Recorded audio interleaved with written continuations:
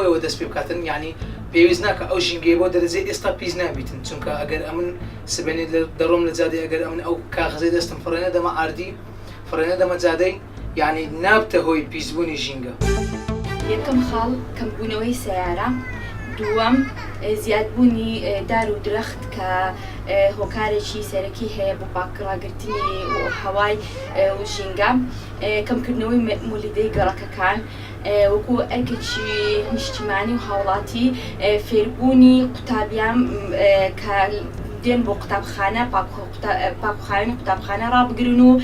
فرێنەدەن و توالێتەکان خاوێن بگرن. ئەمانە هەموو هۆکاری سەرەکین کە بتوانین لەو خاڵەوە دەست پێ بکەین کە ژینگەکەمان بەرەو خاوێنی بچین. ئەگەر چیە دەرەوەی شوار یان برێن سەفرە پێدەرێن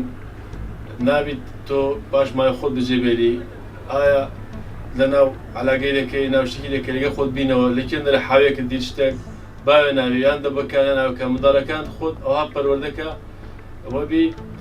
ئەگەر گەورە بوو یەک بە یەک دوایە ژینگەمان خۆت پاخش بتەوە نەوە یەکی کە ئەو لێرە پیسە پاش ماوەت و بەجێبێری نازانی کێ دەدانیت تەماشاکە لەولای حەفاڵە فرێدرا لەولای دبە فرێدرا لەولای چ فرێدرا نابێت دەبێت خۆت خاوێن کەیەوە.